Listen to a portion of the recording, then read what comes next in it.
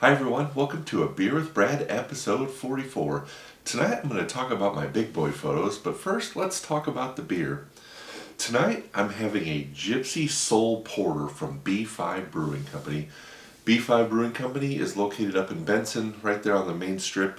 Originally B5, the building opened as Infusion Brewing Company, I don't know, a decade or so ago.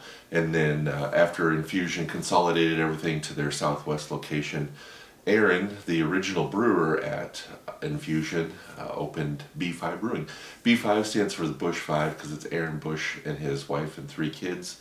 It's a family ordeal. They all work together. They're making some great beers. The first one I had was called Dynamite with a Laser Beam IPA. It was a hazy New England style IPA that was great. Had that a few days ago, and now tonight I'm having the Gypsy Soul Porter. So.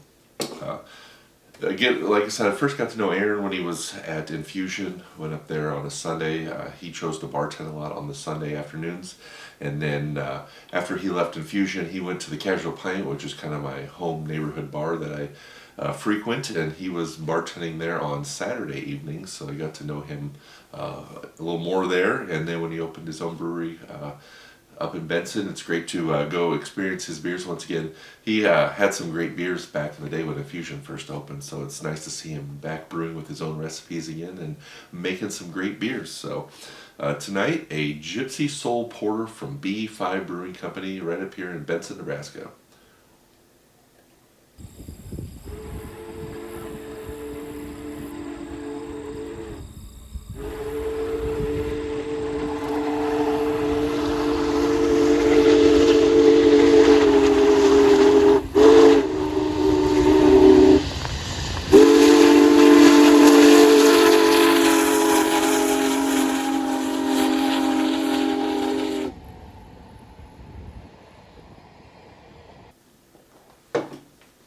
So tonight I want to talk about my big boy train locomotive photos.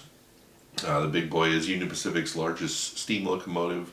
It was retired, put in a park out in California for many, many years, and when Union Pacific decided they were going to rebuild a big boy for steam tours, they went and inspected all of them. Obviously the one in the sunny Southern California was still in the best shape, so they towed it back to Cheyenne, Wyoming.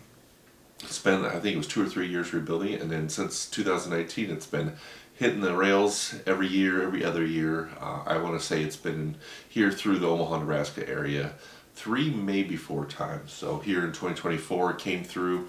It was a quick trip. It came through on Labor Day. So my son and I went out, saw it on Labor Day, kind of followed it across, and then it stayed overnight for a night or two, and then it stayed for Tuesday, and then on Wednesday morning I left town, and now it's still out on its 2024 tour. So down in Texas right now, I believe, taking a break.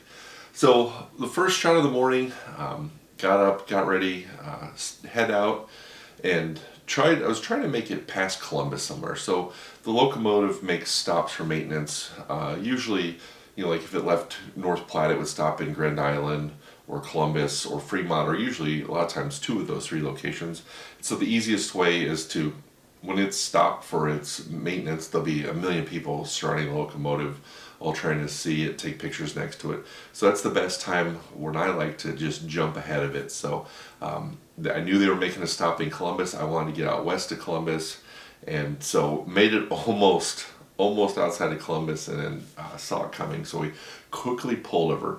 So the goal that morning was to get to Duncan, which is the next town west of Columbus. Didn't quite get there, but luckily I saw it coming. Along Highway 30, a lot of those stretches are so wide open, you can see it coming from miles away. Not only did I see it coming, I also saw a big pile of rock and dirt just kind of piled up next to the tracks. So for this first photo, I was able to jump out of the car, pulled over. My son stayed down in the farm field. He kind of watched it from the bottom of the hill, and I climbed up. It was covered in weeds and all kinds of junk.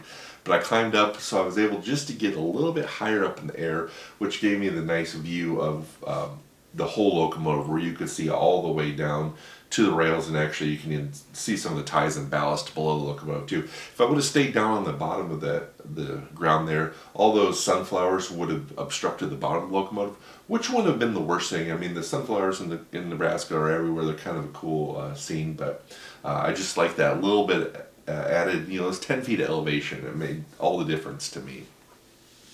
So the locomotive blew by us, it went into Columbus, it did its maintenance, and while it was in Columbus, we raced ahead and got it here at Richland, Nebraska, which is a couple towns west of, east of Columbus.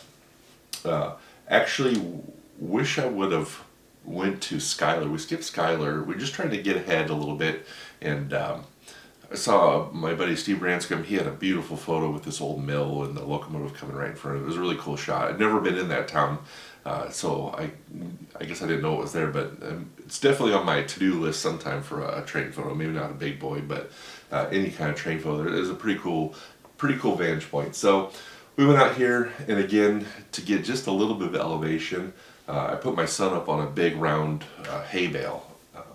And then I climbed up on the next one. We both stood on top of the hay bales.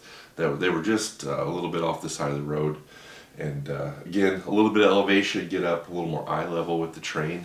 And got it racing past here.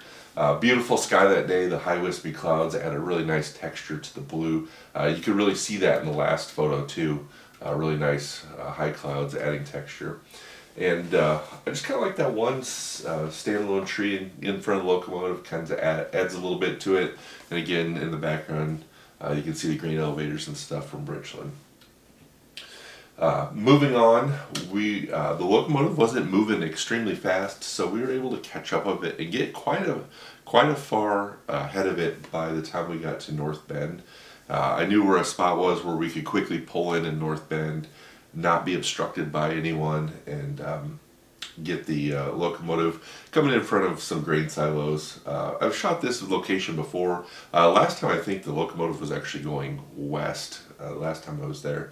So a little bit of different angle, but just a nice view. The foreground isn't the best, that gravel road, not ideal, but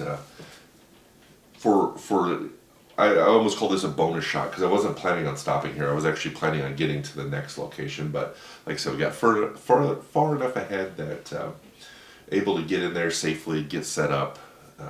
Again, this one, another elevation shot. I put my son up on the roof of my car, and then I climbed up there and joined him. So we were both standing on the roof of my car. I think I've shared this in other videos before, and I think I've showed it on the Growmore Construction Update video that I drive an old Honda Element. It's a great car. I love it. It has 200 and almost closing on 250,000 miles now.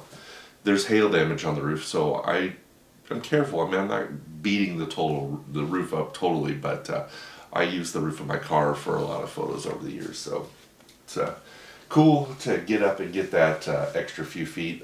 This one, getting up, kind of put a little separation between the two main lines so you can see the ballast between the rails.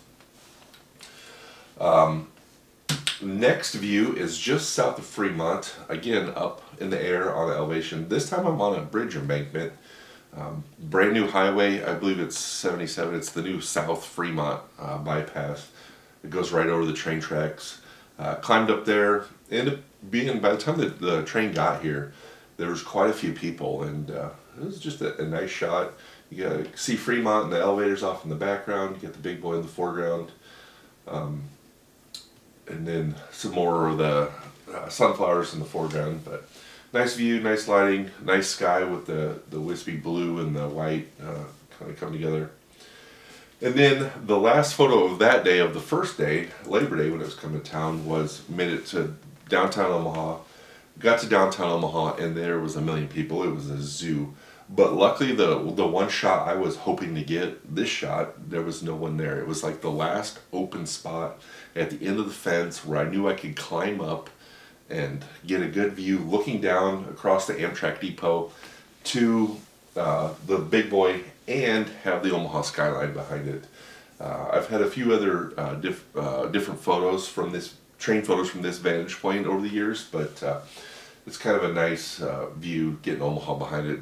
just kind of gives a little sense of place of where the locomotive is that day.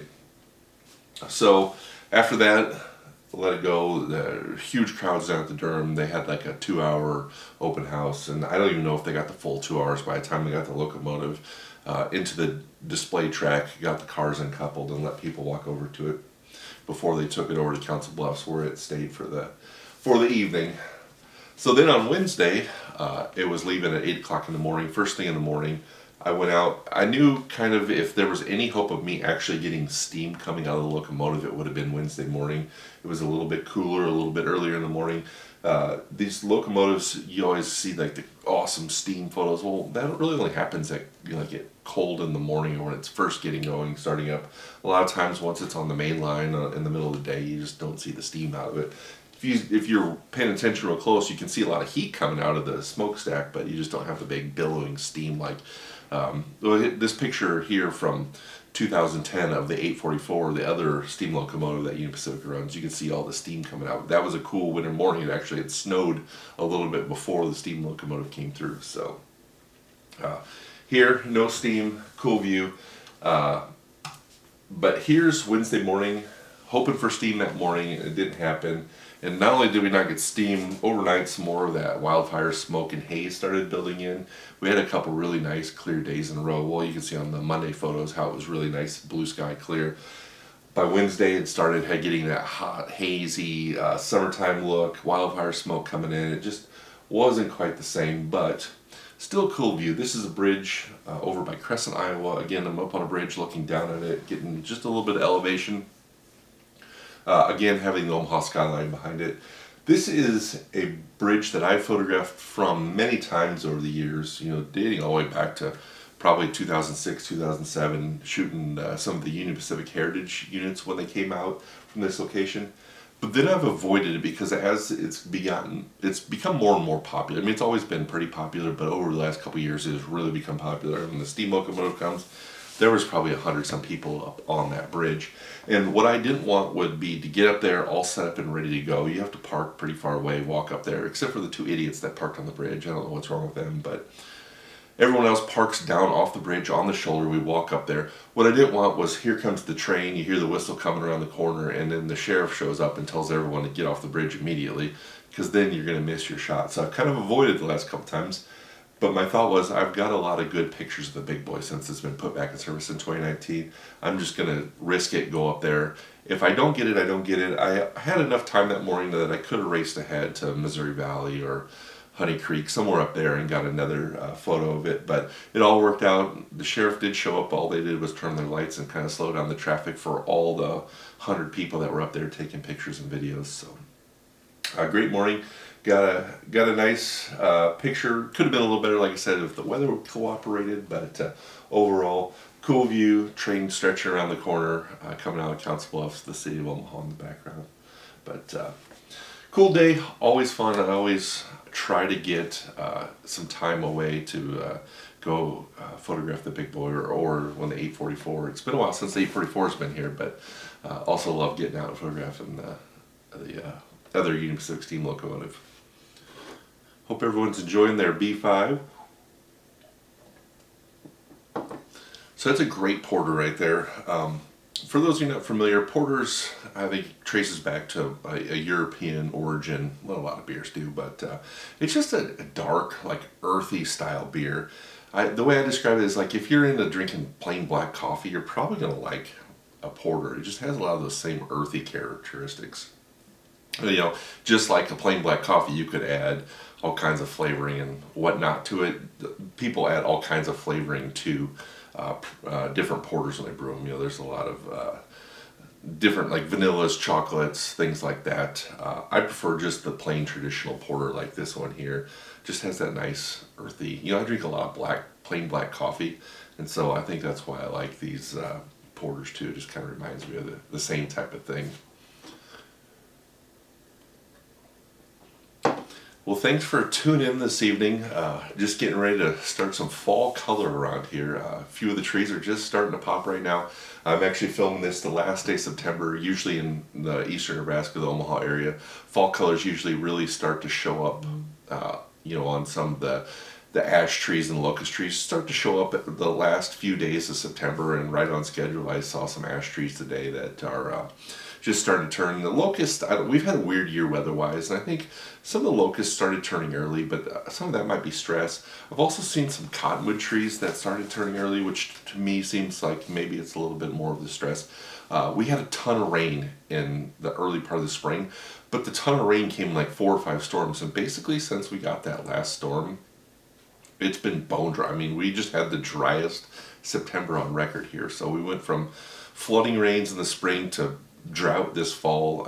Trees are messed up. They're totally stressed out. But like I said, usually the last week of September, the colors start showing up, and here they are this week, starting to show up here and there.